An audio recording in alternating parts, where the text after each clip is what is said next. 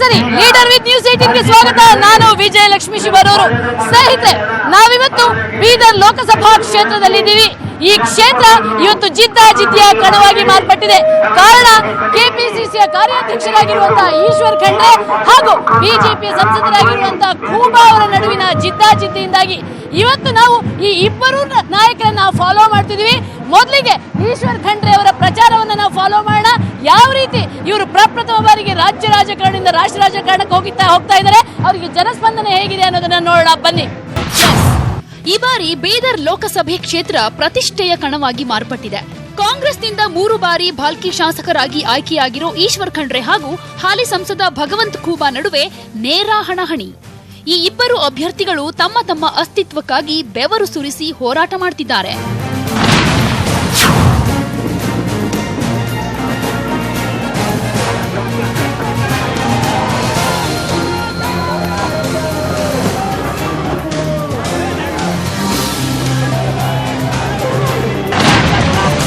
ಇಬ್ಬರ ನಡುವೆ ಕದನ ಹೇಗಿದೆ ಅನ್ನೋದನ್ನ ನೋಡೋದಕ್ಕೆ ನ್ಯೂಸ್ 18 ಕನ್ನಡ ಬೀದರ್ ಲೋಕಸಭಾ ಕ್ಷೇತ್ರಕ್ಕೆ ಎಂಟ್ರಿ ಕೊಡ್ತು.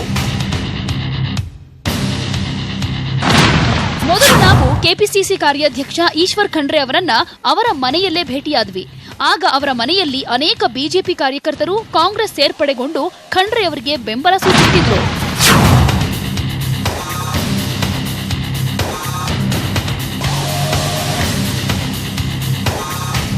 ಆ ಬಳಿಕ ಖಂಡ್ರೆ ಅವರನ್ನ ನಾವು ಮಾತಿಗೆಳೆದ್ವಿ. ಲೀಡರ್ ವಿತ್ ನ್ಯೂಸ್ 18 ಇವತ್ತು ನಮ್ಮ ಜೊತೆ ಇದ್ದಾರೆ ಕೆಪಿಸಿಸಿ ಕಾರ್ಯಾಧ್ಯಕ್ಷರಾಗಿರುವಂತಹ ಹಾಗೂ ಬಾಲ್ಕಿಯಿಂದ 3 ಬಾರಿ ಶಾಸಕರಾಗಿ ಆಯ್ಕೆಯಾಗಿ ಈ ಬಾರಿ ರಾಜ್ಯ ರಾಜಕಾರಣದಿಂದ ರಾಷ್ಟ್ರ ರಾಜಕಾರಣಕ್ಕೆ ಗುರಿ ಇಟ್ಟಿರುವಂತಹ ಈಶ್ವರ್ ಖಂಡ್ರೆ ಅವರು. ಬನ್ನಿ, ಇವತ್ತು ಅವರು ಇಡೀ ದಿನ ಅವರ ಪ್ರಚಾರಕ್ಕೆ ಅವ್ರ ಜೊತೆಗೆ ಇರ್ತೀವಿ. ಅವರ ಪ್ರಚಾರ ಕಾರ್ಯ ಹೇಗಿದೆ ಮತ್ತೆ ಅವರ ಪ್ರಚಾರಕ್ಕೆ ಜನ ಹೇಗೆ ಸ್ಪಂದಿಸ್ತಾರೆ ಅನ್ನೋದನ್ನ ಕೇಳೋಣ. ಖಂಡ್ರೆ ಅವರೇ, ರಾಜ್ಯ ರಾಜಕಾರಣದಿಂದ ರಾಷ್ಟ್ರ ರಾಜಕಾರಣದ ದೃಷ್ಟಿ ನೆಟ್ಟಿದ್ದೀರಾ. ಇದು ನಿಮ್ಮ ಇಚ್ಛೆಯಿಂದ ರಾಜ್ಯ ರಾಜಕಾರಣ ಬಿಟ್ಟು ಪಕ್ಷದ ನೋಡಿ, ನಾನು ಕಾಂಗ್ರೆಸ್ ಪಕ್ಷದ ಒಂದು ಶಿಸ್ತಿನ ಸಿಪಾಯಿ. ವರಿಷ್ಠರು ಏನ್ ತೀರ್ಮಾನ ಮಾಡ್ತಾರೆ, ಏನ್ ಸೂಚನೆ ಕೊಡ್ತಾರೆ, ಅದನ್ನು ನಾನು ಅಚ್ಚುಕಟ್ಟಾಗಿ ನಿರ್ವಹಿಸುತ್ತೇನೆ. ರಾಜ್ಯ ರಾಜಕಾರಣದಲ್ಲಿ ನಾನು ಸೇವೆ ಮಾಡಿದ್ದೇನೆ. ಈಗ ರಾಷ್ಟ್ರ ರಾಜಕಾರಣದಲ್ಲಿ ಒಂದು ಸೇವೆ ಮಾಡಲಿಕ್ಕೆ ವರಿಷ್ಠರು ಅವಕಾಶ ಮಾಡಿಕೊಟ್ಟಿದ್ದಾರೆ. ಪ್ರಾಮಾಣಿಕವಾಗಿ ದಕ್ಷತೆಯಿಂದ ಮಾಡ್ತೇನೆ. ಈಗ ಕಳೆದ ಬಾರಿ ಬಿಜೆಪಿಯಿಂದ ಖೂಬಾ ಅವರು ಮೋದಿ ಅಲಿಯಿಂದ ಸಂಸದರಾಗಿ ಆಯ್ಕೆಯಾದರು. ಈ ಬಾರಿ ಅಂತ ಅಲೆ ಸುನಾಮಿ ಎಲ್ಲಾದ್ರೂ ಕಾಣಿಸ್ತಿದೆಯಾ ನಿಮಗೆ? ಯಾವ ಅಲೆನೂ ಇಲ್ಲ. ಕಳೆದ ಬಾರಿ ಸುಳ್ಳು ಕೊಳ್ಳು ಭರವಸೆಗಳನ್ನು ಕೊಟ್ಟಿದ್ದರು. 15 ಲಕ್ಷ ತುಂಬ್ತೀನಿ, ರೈತರ ಆದಾಯ ದುಪ್ಪಟ್ಟು ಮಾಡ್ತೀನಿ, ಪ್ರಾಮಾಣಿಕ ದಕ್ಷತೆಯಿಂದ ಆಡಳಿತ ಕೊಡ್ತೀನಿ, ಭ್ರಷ್ಟಾಚಾರ ನಿರ್ಮೂಲನೆ ಮಾಡ್ತೀನಿ, ಯುವಕರಿಗೆ 2 ಕೋಟಿ ಉದ್ಯೋಗ ಸೃಷ್ಟಿ ಮಾಡ್ತೀನಿ ಪ್ರತಿ ವರ್ಷ, ಏನೇನೋ ಹೇಳಿ ಜನರಿಗೆ ಒಂದು ಮೋಸ ಮಾಡಿದರು. ಈಗ ಜನ ಅರ್ಥ ಮಾಡಿಕೊಂಡಿದ್ದಾರೆ ಸತ್ಯ ಏನಿದೆ ಅಂತ ಹೇಳಿ. 5 ವರ್ಷದ ಆಡಳಿತದಲ್ಲಿ ಬ್ರಹ್ಮಾಂಡ ಭ್ರಷ್ಟಾಚಾರ ನಡೆದಿದೆ, ದುರಾಡಳಿತ ನಡೆದಿದೆ, ಜಾತೀಯತೆ ಹೆಚ್ಚಿಗಾಗಿದೆ, ಗುಂಪು ಹಿಂಸೆ ಆಗ್ತಾ ಇದೆ, ರೈತರ ಕೊರಳು ಕೊಯ್ದು ಬಿಟ್ಟಿದ್ದಾರೆ. ಬರೀ 100-150 ಜನ ಪುಂಜಿಪತಿಗಳಿದ್ದಾರೆ, ಅವರಿಗೆ ಮಾತ್ರ ಉದ್ಯೋಗಪತಿಗಳಿಗೆ ಸಹಾಯ ಆಗ್ತಾ ಇದೆ. ಈ ದೇಶದ ಜನರಿಗೆ ಯಾವುದೇ ರೀತಿಯ ಸಹಾಯ ಆಗ್ತಾ ಇಲ್ಲ ಅಂತ ಜನ ತೀರ್ಮಾನ ಮಾಡಿದ್ದಾರೆ. ಬರುವ ಮೇ 23ನೇ ತಾರೀಕಿಗೆ ಫಲಿತಾಂಶ ಬರೋದಿದೆ. ಅಚ್ಚೇ ದಿನ ಹೆಂಗೆ ಅಂತ ಹೇಳಿದ್ರು. ಜನ ಈಗ ಈ ಯಾವ ಕೆಟ್ಟ ದಿನಗಳು ಯಾವಾಗ ಹೋಗ್ತವೆ ಕಾಯ್ತಾ ಇದ್ದಾರೆ. ಕೆಟ್ಟ ದಿನಗಳು 23ನೇ ತಾರೀಕು ಹೋಗ್ತವೆ. ಮತ್ತೆ ಕಾಂಗ್ರೆಸ್ ಗಠಬಂಧನ ಏನಿದೆ, ರಾಹುಲ್ ಗಾಂಧಿ ನೇತೃತ್ವದಲ್ಲಿ ಅಧಿಕಾರಕ್ಕೆ ಬಂದ ಮೇಲೆ ಅಚ್ಚೇ ದಿನ ಸಾಥ್ ಕೊಡಲು ಜಯಮಾಲ ಅವರು ಮೇಡಮ್ ಇದ್ದಾರೆ. ಈಗ ಉರಿ ಬಿಸಿಲಿನ ನಾಡಿಗೆ ಬಂದಿದ್ದೀರಾ. ಇಲ್ಲಿನ ಜನರ ರೆಸ್ಪಾನ್ಸ್ ನೋಡಿ ಏನ್ ಅನ್ಸುತ್ತೆ? ಈ ಜನರ ಪ್ರೀತಿಗಳಿದೆಲ್ಲ, ಈ ಜನರು ಯಾವ ರೀತಿಯಾದಂತ ಪ್ರೀತಿ ತೋರಿಸ್ತಿದ್ದಾರೆ ಅಂತಂದ್ರೆ ಗೆಲುವಿನ ಒಂದು ಪ್ರೀತಿಯನ್ನು ತೋರಿಸ್ತಿದ್ದಾರೆ. ಈಶ್ವರ್ ಖಂಡ್ರೆ ಅವರು ಅಷ್ಟು ಚೆನ್ನಾಗಿ ಕೆಲಸ ಮಾಡಿದ್ದಾರೆ. ಅವ್ರು ಮಾಡಿರ್ತಕ್ಕಂಥ ಕೆಲಸ, ಅವರು 3 ಬಾರಿ ಶಾಸಕರಾಗಿ ಬಂದು ಮಾಡಿರ್ತಕ್ಕಂಥದ್ದು ಕನ್ಸಲ್, ಭಾಷೆ, ಕಲ್ಚರ್, ಆಮೇಲೆ ಈ ಭಾಗದ ಜನರ ಮೇಲೆ ಇರ್ತಕ್ಕಂಥ ಪ್ರೀತಿ, ಆಮೇಲೆ ಎಲ್ಲಕ್ಕಿಂತ ಒಬ್ಬರೊಂದು ಜಾತೀಯತೆ ಅನ್ನೋದಿಲ್ಲ, ಪ್ರತಿಯೊಬ್ಬರನ್ನು ಒಳಗೊಂಡಂತಹ ರಾಜಕಾರಣ ಅಂತಾರಲ್ಲ, ಹಾಗೆ ಎಲ್ಲರನ್ನು ಮನುಷ್ಯತ್ವದ ರೀತಿಯಲ್ಲಿ ನೋಡುವಂಥದ್ದು. ಇಂಥ ಒಬ್ಬ ವ್ಯಕ್ತಿ ಗೆಲ್ಲದೆ ಇನ್ಯಾರು ಗೆಲ್ತಾರೆ? ಗೆದ್ದೇ ಗೆಲ್ತಾರೆ ಅವರು. ಇಲ್ಲ, ಯಾವಾಗ ಈ ದೇಶದಲ್ಲಿ ಒಂದೊಂದು ಬದಲಾವಣೆ ಆಗ್ತಿರುತ್ತೆ. ಸುಳ್ಳು ಇರುತ್ತೆ ನೋಡಿ, ಅದು ಸತ್ಯದ ತಲೆ ಮೇಲೆ ಹೊಡೆಯುವ ಹಾಗೆ ಸುಳ್ಳು ಹೇಳಿದ್ರು. ಆ ಸಂದರ್ಭದಲ್ಲಿ ಸುಳ್ಳನ್ನ ಇವತ್ತು ನಂಬಿ 2 ಹೆಜ್ಜೆ ಹಿಂದೆ ಹೋಗುವಂತ ಸ್ಥಿತಿ ಬಂದಿತ್ತು. ಆದ್ರೆ ಆಗ ಈಶ್ವರ್ ಖಂಡ್ರೆ ಅವರು ಅಭ್ಯರ್ಥಿ ಆಗಿರ್ಲಿಲ್ಲ ಎಂಪಿಗೆ. ಈ ಸಲ ಅವ್ರು ನಿಂತಿದ್ದಾರೆ, ಅವ್ರ ಮುಂದೆ ಸುಳ್ಳು ನಡೆಯೋದಿಲ್ಲ. ಭಾಲ್ಕಿಯಲ್ಲಿ ಕ್ಷೇತ್ರದಲ್ಲಿ ಭರ್ಜರಿ ಪ್ರಚಾರ. ಈ ತಮ್ಮದೇ ಕ್ಷೇತ್ರವಾಗಿರೋದ್ರಿಂದ ಅಲ್ಲಿನ ಜನ ಬಹುಸಂಖ್ಯೆಯಲ್ಲಿ ಸೇರಿ ಖಂಡ್ರೆ ಅವರಿಗೆ ಬೆಂಬಲ ಸೂಚಿಸಿದರು.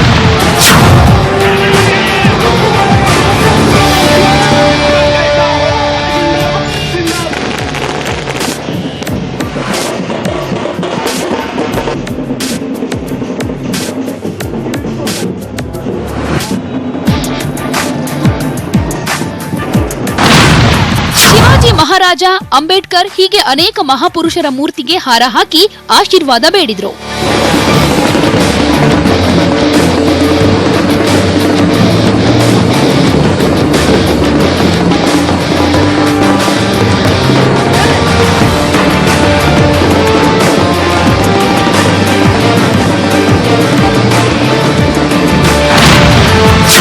ಕ್ಯಾಂಪೇನ್ ಕಣದಲ್ಲಿ ಹೊಸ ಹುರುಪು. ಪತ್ನಿ ಗೀತಾ ಸಾಥ್. ಭಾಲ್ಕಿಯ ಶಾಸಕರಾಗಿ ಈಗ ಸಂಸದರಾಗಿ ಕಣಕ್ಕಿಳಿದಿರುವಂತಹ ಈಶ್ವರ್ ಖಂಡ್ರೆ ಅವರ ಪ್ರಚಾರ ಅಬ್ಬರದಲ್ಲೇ ನಡೀತಿದೆ. ಅವರ ಪ್ರಚಾರಕ್ಕೆ ಅವರಿಗೆ ಸಾಥ್ ಕೊಡ್ತಾ ಇದ್ದಾರೆ ಅವರ ಸಹಧರ್ಮಿಣಿಯಾಗಿರುವಂತಹ ಗೀತಾ ಖಂಡ್ರೆ ಅವರು. ಹೇಗೆ ಪ್ರಚಾರ ನಡೀತಿದೆ ಅಂತ ಅವ್ರ ಹತ್ರ ಕೇಳೋಣ. ಮೇಡಮ್, ಈಶ್ವರ್ ಖಂಡ್ರೆ ಅವರು ಪ್ರಪ್ರಥಮವಾಗಿ MP ಆಗಿ ಕಂಟೆಸ್ಟ್ ಮಾಡ್ತಿದ್ದಾರೆ. ಸೊ ಹೇಗಿದೆ ಜನರ ರೆಸ್ಪಾನ್ಸ್? ಜನರ ರೆಸ್ಪಾನ್ಸ್ ತುಂಬಾ ಚೆನ್ನಾಗಿದೆ. ಓಕೆ, ಒಳ್ಳೆಯ ವ್ಯಕ್ತಿ, ಅವರಿಗೆ ವೋಟ್ ಮಾಡ್ತೀನಿ ಅಂತ ಹೇಳ್ತಾರೆ ಜನ. ಓಕೆ, ಆದ್ರೆ ಬೀದರಲ್ಲಿ ಜನ ಒಂದು ನೀರಿನ ಸಮಸ್ಯೆ ಇಲ್ಲ, ಮತ್ತೆ ವಲಸೆ, ಇಂಥ ಸಮಸ್ಯೆಗಳಿಗೆ ಏನಾದ್ರೂ ಒಂದು ಪಕ್ಕ ಪ್ಲಾನ್ ಇಟ್ಕೊಂಡು ಇಟ್ಕೊಂಡಿದ್ದಾರೆ. ಒಂದು ಕಾರಂಜ ಒಂದು ಡ್ಯಾಮ್ ಇದೆ ಅಲ್ಲ, ಸೊ ಕುಡಿಯೋ ನೀರಿನ ಸಮಸ್ಯೆ ಇದೆ ಇಲ್ಲಿ. ಮೇನ್ಲಿ ಇಲ್ಲಿ ಮಳೆಯ ಅಭಾವ ಜಾಸ್ತಿ, ಹಾಗಾಗಿ ನೀರಿನ ಸಮಸ್ಯೆ ಜಾಸ್ತಿ ಇದೆ. ಹಾಗಾಗಿ ಕಾರಂಜ ಡ್ಯಾಮ್ ಇಂದ ಆಲ್ಮೋಸ್ಟ್ ಎಲ್ಲ ಹಳ್ಳಿಗಳಿಗೆ ನೀರು ತಲುಪುವ ಹಾಗೆ ಒಂದು ಮಾಡುವ ಒಂದು ಯೋಜನೆ ಇಟ್ಕೊಂಡಿದ್ದಾರೆ. ಓಕೆ, ಅಂದ್ರೆ ಕಳೆದ ಸಂಸದರಾಗಿರುವಂತಹ ಖೂಬಾ ಅವರು, ಅವರ ಕೆಲಸಗಳು, ಮತ್ತೆ ಈ ಬಾರಿ ಪ್ರಪ್ರಥಮವಾಗಿ ಇವ್ರು ಖಂಡ್ರೆ ಅವರು ಹೇಳಿರುವಾಗ ಏನ್ ಜಿದ್ದಾಜಿದ್ದಿ ಕಾಣ್ತಾ ಇದೆ ನಿಮ್ಗೆ ಕಾಂಪಿಟೇಷನ್? ಹಾಗೇನು ಕಾಂಪಿಟೇಷನ್ ಇಲ್ಲ, ಯಾಕೆಂದ್ರೆ ಇವರು ಮಿನಿಸ್ಟರ್ ಇದ್ದಾಗ, ಪೌರಾಡಳಿತ ಸಚಿವರಿದ್ದಾಗ ಸಾಕಷ್ಟು ಅಭಿವೃದ್ಧಿ ಕೆಲಸ ಮಾಡಿದ್ದಾರೆ ಬೀದರಲ್ಲಿ. ಹಾಗಾಗಿ ಜನಮನದಲ್ಲಿ ಇವರ ಹೆಸರಿದೆ, ಜನರ ಇಚ್ಛೆ ಅಂತ ಇವರು MP ಗೆ ಕಂಟೆಸ್ಟ್ ಮಾಡಿರೋದು. ಹಾಗಾಗಿ ನೀವು ಪ್ರತಿ ಬಾರಿ ಪ್ರಚಾರದ ಕಾರ್ಯದಲ್ಲಿ ಈಶ್ವರ್ ಖಂಡ್ರೆ ಅವರ ಜೊತೆ ಸಾಥಾಗಿರ್ತೀರಾ, ಅಲ್ಲ ಈ ಸಲ ಸಂಸದರಾಗಿ ಇಳಿದಿದ್ದಾರೆ ಅಂತ ನೀವು ಹೋಗ್ತಿದ್ದೀರಾ ಜೊತೆಗೆ? ಇಲ್ಲ, ಪ್ರತಿ ಸಲ ಪ್ರತಿ ಚುನಾವಣೆಯಲ್ಲೂ ನಾನು ಪ್ರಚಾರ ಮಾಡ್ತೀನಿ. ಚುನಾವಣೆ ಇದು 4ನೇ ಎಲೆಕ್ಷನ್. 3 ಸಲ MLA ಆಗಿ ಆರಿಸಿ ಬಂದಿದ್ದಾರೆ, ಇದು 4th. ಆವಾಗ ಬರೀ ಭಾಲ್ಕಿಗೆ ಸೀಮಿತವಾಗಿತ್ತು, ಇವಾಗ ಎಲ್ಲ ಬೀದರ್ ಎಲ್ಲ ತಾಲೂಕಿಗೆ ಹೋಗ್ಬೇಕಾಗುತ್ತೆ. ಸೊ ಬಿಸಿಲು ಅಂತೂ ಬೀದರ್ದು ಭಯಾನಕವಾಗಿದೆ. ನೀವು ಮಹಿಳೆಯಾಗಿ ಯಾವ ರೀತಿ ಅದು ಬಿಸಿಲನ್ನ ಎದುರಿಸ್ತೀರಾ ನೀವು? ಬಿಸಿಲು ಇಲ್ಲಿ ತುಂಬಾ ಜಾಸ್ತಿ, ಆದ್ರೂ ಕಡಿಮೆ ಸಮಯ ಇರೋದಕ್ಕೋಸ್ಕರ ಹೋಗ್ಲೇಬೇಕಾಗುತ್ತೆ. ಇದಕ್ಕೆ ನಾವೆಲ್ಲ ಅಂದ್ರೆ ಒಂದು ಕ್ಯಾಪ್ ಯೂಸ್ ಮಾಡ್ತಾ ಇದೀವಿ, ಬಿಸಿಲು ಆಗ್ಬಾರ್ದಂತ. ಪ್ರತಿ ಮನೆಯಲ್ಲಿ ನೀರಿನ ಒಂದು ಕೂಲ್ ಡ್ರಿಂಕ್ಸ್ ಅಲ್ಲಿ, ಮಜ್ಜಿಗೆ ಅಲ್ಲಿ, ಸೊ ಅದು ನಮಗೆ ಪ್ರೊವೈಡ್ ಮಾಡುತ್ತೆ, ಪ್ರೊಟೆಕ್ಟ್ ಮಾಡುತ್ತೆ. 2 to 4 ಮಧ್ಯಾಹ್ನ 2 to 4 ಮುಂಜಾನೆ ಬೆಳಗ್ಗೆ 8 ಗಂಟೆಗೆ ಸ್ಟಾರ್ಟ್ ಮಾಡ್ತೀವಿ. 8 ಗಂಟೆಯಿಂದ ರಾತ್ರಿ 8 to 9 ಮಧ್ಯದಲ್ಲೂ ಮಾಡ್ತೀರಾ? ನಾವು up to 1 o'clock 2 o'clock 3 o'clock ಮಾಡ್ತೀವಿ. ಜನ ಬರ್ತಾರಾ? ಅಂದ್ರೆ ಇಲ್ಲಿ ನಾನು ಸಿಟಿಯಲ್ಲಿ ಕೇಳಿದಾಗ ಹೊರಗಡೆ ಬರಲ್ಲ ಜನ ಅಂತಿದ್ರು. ಬರ್ತಾರೆ. Okay, so are you satisfied? ಜನರ ರೆಸ್ಪಾನ್ಸ್ ಇದೆ? ತುಂಬಾ ಸ್ಯಾಟಿಸ್ಫ್ಯಾಕ್ಷನ್ ಇದೆ, ಜನರ ಒಲವು ಇದೆ ನಮ್ಮ ಕಡೆ, ತುಂಬಾನೇ ಚೆನ್ನಾಗಿದೆ. ಗೆಲುವಿನ ವಿಶ್ವಾಸನೂ ಇದೆ ಖಂಡಿತ. Okay, all the best. Thank you. ಇದು ಗೀತಾ ಖಂಡ್ರೆ ಅವರ ಮಾತು. ಗೆಲುವಿನ ವಿಶ್ವಾಸನ ತೋರಿಸಿದ್ದಾರೆ. ನೋಡೋಣ ಮತದಾರರ ಮನಸ್ಸಲ್ಲಿ ಏನಿದೆ. ನೀರಿನ ಸಮಸ್ಯೆ, ಮೂಲಭೂತ ಸೌಕರ್ಯಗಳ ಕೊರತೆಯಿಂದ ನರಳ್ತಾ ಇರೋ ಬೀದರ್ ಲೋಕಸಭಾ ಕ್ಷೇತ್ರದ ಮತದಾರರು ಚುನಾವಣಾ ಕಣದಲ್ಲಿರೋ ಅಭ್ಯರ್ಥಿಗಳಿಂದ ಬೆಟ್ಟದಷ್ಟು ನಿರೀಕ್ಷೆ ಹೊಂದಿದ್ದಾರೆ. ಬೀದರ್ ಲೋಕಸಭಾ ಕ್ಷೇತ್ರದಲ್ಲಿ ಯಾರ ಹವಾ ಇದೆ ಅಂತ ಒಂದು ಮಾತು ಕೇಳ್ಕೊಂಡು ಬರೋಣ. ಸಾಹೇಬರು ಮಿನಿಸ್ಟರ್ ಆಗಿದ್ದಾಗ ದುನಿಯಾ ಅಭಿವೃದ್ಧಿ ಕಾರ್ಯಗಳು ಮಾಡಿದ್ದಾರೆ. ದೀನ ದಲಿತರಿಗೆ, ರೈತರಿಗೆ ಎಲ್ಲ ಇವರು ಸಹಾಯ ಮಾಡಿದ್ದಾರೆ. ಎಲ್ಲ ಸರ್ಕಾರ ವತಿಯಿಂದ ಯೋಜನೆಗಳೆಲ್ಲ ಎಲ್ಲ ಬಡ ರೈತರಿಗೆ ಕೊಟ್ಟಿದ್ದಾರೆ. ಇಡೀ ಕರ್ನಾಟಕದಲ್ಲಿ ಈಶ್ವರ್ ಸಾಬ್ರಿಗೆ ಬಿಟ್ಟು ಬೇರೆ ಯಾರು ಬರೋದಿಲ್ಲ. ಇಡೀ ಕರ್ನಾಟಕದಲ್ಲಿ ಈಶ್ವರ್ ಸಾಬ್ರು ಒಳ್ಳೆ ಕೆಲಸ ಮಾಡಿದ್ದಾರೆ. ಅವ್ರು ಬರ್ತಾರಂದ್ರೆ ನಮ್ದಲ್ಲಿ ದೇವರಲ್ಲಿ ಒಂದು ಮೋದಿ ಹವಾ ಇಲ್ವಾ ಸರ್ ಇಲ್ಲಿ? ಮೋದಿ ಬೇಡ. ಯಾಕೆ ಜಾತಿಯ ರಾಜಕಾರಣ ಮಾಡತ್ತಾರ? ಏನು ಮಾಡತ್ತವ್ರ? ನಮ್ದು ಏನು 15 ಲಕ್ಷ ರೂಪಾಯಿ ಬಂದಿಲ್ಲ, ನೌಕರಿ ಬಂದಿಲ್ಲ, ನಮ್ಗೆ ಏನು ಭೀ ಮಾಡಿಲ್ಲ, ಅಚ್ಚೇ ದಿನ ಬಂದಿಲ್ಲ. ಅದ್ರ ಸಲಕ ಮೋದಿ ಬೇಡ, ಈಶ್ವರ್ ಸಾಬೇ ಬೇಕು ನಮಗೆ. ಈಶ್ವರ್ ಖಂಡ್ರೆ ಮೇಡಮ್, ರಾಹುಲ್ ಗಾಂಧಿ ಆಗ್ಬೇಕು ರೀ ಮೇಡಮ್ ಪ್ರಧಾನಮಂತ್ರಿ. ಮೋದಿ ಸರ್ಕಾರ ಎಲ್ಲ GST ಅದು ತಂದು ಎಲ್ಲ ಭಾಳ ದಿಕ್ಕಾಗೈತೆ. ಸಣ್ಣ ಎಲ್ಲ ವ್ಯಾಪಾರಿಗಳಿಗೆಲ್ಲ ತಕ್ಲೀಫ್ ಆಗ್ಯದ ಮೇಡಮ್. ರಾಹುಲ್ ಗಾಂಧಿ ಆದ್ರೆ ಚೆನ್ನಾಗಿರ್ತೇವೆ ಮೇಡಮ್. ನಮ್ಗೆ ಕಾಂಗ್ರೆಸ್ ಪಕ್ಷ ಏನಕ್ಕೋಸ್ಕರ ಸರ್? ನಮ್ಮ ಸಲಾಗ ಚಂದ ಅವರು ಮಾಡಿನವ್ರು ಇದ್ದಾರೆ. ಮೋದಿ ಹವಾ ಕಾಣ್ತಿಲ್ವಾ ಇಲ್ಲಿ? ಮೋದಿ ಇದ್ದಾರಲ್ಲ ಈಗ, ಈಗ ಇದ್ರ ವಾದ ಇವರು ನಮ್ಮ ತಲೆ ಇವರು ಬೇಕು. ಅಭಿವೃದ್ಧಿಯ ಮತ್ತೊಂದು ಹೆಸರೇ ಈಶ್ವರ್ ಖಂಡ್ರೆ ಬಹಳಷ್ಟು ಪ್ರಗತಿ ಕೆಲಸಗಳನ್ನು ಮಾಡಿದ್ದಾರೆ. ಭಾಲ್ಕಿ ತಾಲೂಕಿನ ಹೆಮ್ಮೆ ಪುತ್ರ, ಬೀದರ್ ಜಿಲ್ಲೆ ಹೆಮ್ಮೆ, ಕರ್ನಾಟಕ ಜಿಲ್ಲೆ ಮುಂದಿನ ಹಿಂದಿನ ಮಂತ್ರಿ, ಇಂದಿನ KPCC ಕಾರ್ಯಾಧ್ಯಕ್ಷ, ಮುಂದಿನ ಮುಖ್ಯಮಂತ್ರಿ ಅಂತ ಹೇಳೋದಕ್ಕೆ ಖಂಡಿತವಾಗಿ ಈಶ್ವರ್ ಖಂಡ್ರೆ ಅವರೇ ಗೆದ್ದು ಬರ್ತಾರೆ. ಬೀದರ್ ಲೋಕಸಭಾ ಕ್ಷೇತ್ರ ನಿಜವಾಗ್ಲೂ ಕೂಡ ಸಿಕ್ಕಾಪಟ್ಟೆ ಜಿದ್ದಾಜಿದ್ದಿಯ ಕಣವಾಗಿ ಮಾರ್ಪಟ್ಟಿದೆ.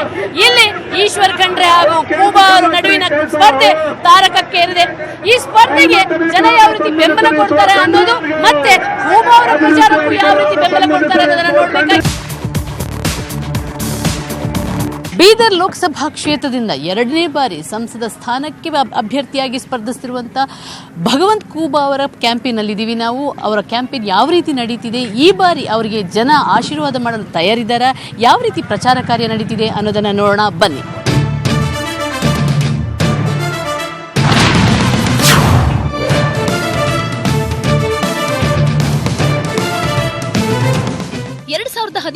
ಲೋಕಸಭಾ ಚುನಾವಣೆಯಲ್ಲಿ ಮಾಜಿ ಮುಖ್ಯಮಂತ್ರಿ ಧರಮ್ ಸಿಂಗ್ ಅವರನ್ನ ಸೋಲಿಸಿ ಸಂಸದರಾಗಿ ಆಯ್ಕೆಯಾದವರು ಭಗವಂತ ಕೂಬಾ.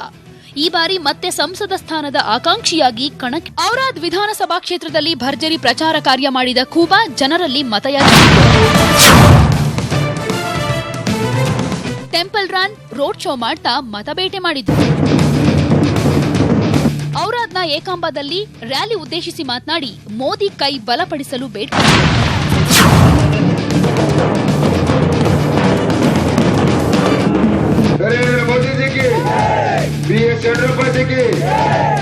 ಆ ಬಳಿಕ ಔರಾದ್ನಲ್ಲಿ ರೋಡ್ ಶೋ ಮಾಡಿದ ಕೂಬಾ ಮಧ್ಯೆ ಲಂಚ್ ಬ್ರೇಕ್ ತಗೊಂಡ್ರು. ಮತ್ತೆ ಮತಯಾಚನೆಗೆ ಇಳಿದ ಕೂಬಾ ಅವರನ್ನ ನ್ಯೂಸ್ 18 ಕನ್ನಡ ಮಾತಿಗೆಳಿತು. ಬೀದರ್ ಲೋಕಸಭಾ ಕ್ಷೇತ್ರದಲ್ಲಿ ಈಗಾಗಲೇ ಗೆದ್ದು 2ನೇ ಬಾರಿಗೆ ಈ ಸ್ಪರ್ಧಾ ಕಣದಲ್ಲಿ ಇಳಿದಿರುವಂತ ಭಗವಂತ ಕೂಬಾ ಅವರು ನಮ್ಮ ಜೊತೆಗಿದ್ದಾರೆ. ಅವ್ರ ಪ್ರಚಾರ ಕಾರ್ಯವನ್ನು ನೋಡಿದ್ವಿ. ಈಗ ನೇರವಾಗಿ ಅವ್ರ ಹತ್ರನೇ ಕೇಳೋಣ. ಈ ಬಾರಿ ಕಳೆದ ಬಾರಿ ಮಾಜಿ ಮುಖ್ಯಮಂತ್ರಿ ಆಗಿದ್ದಂತ ಧರ್ಮಸಿಂಗ್ ಅವರನ್ನೇ ಸೋಲಿಸಿದ್ರಿ. ಈ ಬಾರಿ ಈಶ್ವರ್ ಖಂಡ್ರೆ ವಿರುದ್ಧ ಸ್ಪರ್ಧೆ ಮಾಡ್ತೀರಾ. ಸ್ಪರ್ಧೆ ಕಠಿಣ ಅಂತ ಅನಿಸ್ತಿದೆ ಏನಾದ್ರು? ಖಂಡಿತವಾಗಿಯೂ ನಮ್ಮ 1,40,000 ಕಾರ್ಯಕರ್ತರಿದ್ದಾರೆ. 13,000 ಬೂತ್ ಮಟ್ಟದ ಕಾರ್ಯಕರ್ತರಿದ್ದಾರೆ. ನಮ್ಮ ಶಾಸಕರು, ಮಾಜಿ ಶಾಸಕರ ಎಲ್ಲರ ಒಂದು ಪ್ರಯತ್ನದಿಂದ ನಮಗೆ ಈ ಚುನಾವಣೆಯಲ್ಲಿ ಅದು ಎಲ್ಲಕ್ಕ ಮಹತ್ವದಾಗಿದೆ. ಅಂದರೆ ಜನ ಇವತ್ತು ನರೇಂದ್ರ ಮೋದಿ ಅವರ ನೇತೃತ್ವವನ್ನು ಸ್ವೀಕಾರ ಮಾಡಿದ್ದಾರೆ. ಹೀಗಾಗಿ ಈ ಚುನಾವಣೆಯಲ್ಲಿ ನಮಗೆ ಯಾವುದೇ ಕಠಿಣ ಅನಿಸಲಿಲ್ಲ. ಕಳೆದ 20 ದಿವಸದಿಂದ ಸತತವಾಗಿ ನಮ್ಮ ಶಾಸಕರು, ಮಾಜಿ ಶಾಸಕರುಗಳು, ನಮ್ಮ ಜಿಲ್ಲೆಯ ಭಾರತೀಯ ಜನತಾ ಪಕ್ಷದ ಎಲ್ಲ ಸಂಘಟಕರು ನಿರಂತರವಾಗಿ ಪ್ರಚಾರವನ್ನು ಕೈಗೊಂಡು ಇವತ್ತು ನಾವು ಕನಿಷ್ಠ 2 ಲಕ್ಷದ ಮತಗಳ ಅಂತರದಿಂದ ನಾವು ಗೆಲ್ತೀವಿ ಅನ್ನೋಂಥದ್ದನ್ನು ನಮ್ಮ ಕಾರ್ಯಕರ್ತ ಉತ್ಸವನ ನೋಡಿ ನಮ್ಗೆ ಅನಿಸ್ತದೆ. All the best sir. ನಮ್ಮ ಜೊತೆ ಪ್ರಭು ಚವ್ಹಾಣ್ ಅವರು ಇದ್ದಾರೆ, ಔರಾದ್ನ ಶಾಸಕರಾಗಿರುವಂಥದ್ದು. ಸೊ ಔರಾದಲ್ಲಿ ಕೂಬಾ ಅವರಿಗೆ ಯಾವ ರೀತಿ ಬೆಂಬಲ ಇದೆ, ಎಷ್ಟು ಅಂತರದಲ್ಲಿ ಅವರನ್ನ ಗೆಲ್ಲಿಸುವಂತ ಯೋಚನೆ ಮಾಡ್ತೀವಿ? ತಾವು ನೋಡ್ತೀರಿ, ಜನ ಭಾಳ ರೆಸ್ಪಾನ್ಸ್ ಇದೆ. ಔರಾದ್ನಲ್ಲಿ MP ಸಾಬ್ಗೆ 25,000 ಲೀಡ್ ನಾ ಕೊಡ್ತೀನಿ. ಎಲ್ಲರಿಗೂ ಏನು ಕೂಬಾ ಸಾಬ್ರು ವಿಕಾಸ ಮಾಡಿದಾರ ಔರಾದ್ ಜನ ಪರವಾಗಿ, ಔರಾದ್ ತಾಲೂಕಿನ ಪರವಾಗಿ ಈ ಪೋಚ್ ಪಾವತಿ ಇದೆ. 100% ಬಿದರ್ ಪಾರ್ಲಿಮೆಂಟ್ ಯಾವ ಎಲೆಕ್ಷನ್ ಗೆಲ್ತೀವಿ. ಈಗ ನಿಮ್ಮ ಕೂಬಾ ಅವರನ್ನ ಸೋಲ್ಸೋಕೆ ಕಾಂಗ್ರೆಸ್ JDS ಎರಡೂ ಒಟ್ಟಾಗ್ಬಿಟ್ಟಿದೆ. ಸೊ ಅದು ತುಂಬಾ ಟಫ್ ಅನ್ಸ್ತಲ್ವಾ? ಏನು ಟಫ್ ಆಗಿಲ್ಲ. ಮೈತ್ರಿ 3 ಆಗಲಿ 4 ಆಗಲಿ ನಮ್ಮ ವಿಕಾಸ್, ನಮ್ಮ ಮೋದಿಜಿ 100% 2 ಲಕ್ಷ ಗೆಲ್ತೀವಿ. ಇದು ಮತದಾರರ ಮನಸ್ಸಲ್ಲಿ ಏನಿದೆ ಅನ್ನುವಂಥದ್ದು ಮತದಾನದ ಬಳಿಕವೇ ಗೊತ್ತಾಗುತ್ತೆ. ಬನ್ನಿ ಅವರ ಕ್ಯಾಂಪೇನ್ ಮತ್ತೆ ಪ್ರಚಾರ ಕಾರ್ಯದಲ್ಲಿ ತೊಡಗಿದ ಕೂಬಾ ಅವರಿಗೆ ಈ ಬಾರಿ ಕಠಿಣ ಸ್ಪರ್ಧೆ ಇದೆ. ಜನರು ಸಂಸದರಿಂದ ಸಾಕಷ್ಟು ನಿರೀಕ್ಷೆ ಇಟ್ಕೊಂಡಿದ್ದಾರೆ. ಏನ್ ಎಕ್ಸ್ಪೆಕ್ಟ್ ಮಾಡ್ತೀರಾ? ಎಕ್ಸ್ಪೆಕ್ಟ್ ಏನಿಲ್ಲ, ನಮ್ಗೆ ಕುಡಿಲಾಕ ನೀರು ಸಿಗ್ತಾ ಇಲ್ಲ. ನಮ್ಗೆ ನೀರಿನ ವ್ಯವಸ್ಥೆ ಮಾಡಬೇಕು. ಶಾಶ್ವತ ನೀರಾವರಿ ಯೋಜನೆ ಮಾಡಬೇಕು. ಬೇರೆ 165 ದಿವಸ ಸಮಸ್ಯೆನೇ ಇದೆ ವಾರ್ಡ್ ನಂಬರ್ 1ದಾಗ. ಆ ವಾಟರ್ ಮ್ಯಾನ್ ನೀರ್ ಬಿಡಲ್ಲ, ಅವ PDO ಹೇಳಲ್ಲ. ಈ ತರ ಇದೆ ನೋಡ್ರಿ, ಇದು ವಾರ್ಡ್ ನಂಬರ್ 1ದಾಗ ಈ ಊರಾಗ. ನೀರಿಲ್ಲ ರೀ, ನೀರಿನ ತೋಲ್ ತಕ್ಲೀಫ್ ಅದ ಇಲ್ಲಿ. ಯಾರು ನೀರಿಗೆ ನೋಡ್ತೀರಿ ನೀವು, ಪಿಡಿಒ ಬಂದ್ರು ಸಾಬರ್ ಅಲ್ಲಿ ಇಲ್ಲಿ ಅನ್ಕೋತಿರ್ತಾರೆ. ನೀರಿನ ಸಮಸ್ಯೆ ಮುಖ್ಯ. ನಿಜವಾಗ್ಲೂ ಬೀದರ್ ಲೋಕಸಭಾ ಕ್ಷೇತ್ರದ ಗದ್ದುಗೆ ಗುದ್ದಾಟ ಕುತೂಹಲಕಾರಿಯಾಗಿದೆ. ಎರಡೂ ಪಕ್ಷಗಳ ಅಭ್ಯರ್ಥಿಗಳು ಕೂಡ ಗದ್ದುಗೆ ಗಾದಿ ಜಿದ್ದಾಜಿದ್ದಿ ಮಾಡ್ತಾ ಇದ್ದಾರೆ. ಒಂದ್ ಕಡೆ ಈಶ್ವರ್ ಖಂಡ್ರೆ ಅವರು, ಮತ್ತೊಂದ್ ಕಡೆ ಭಗವಂತ್ ಖೂಬಾ ಅವರು.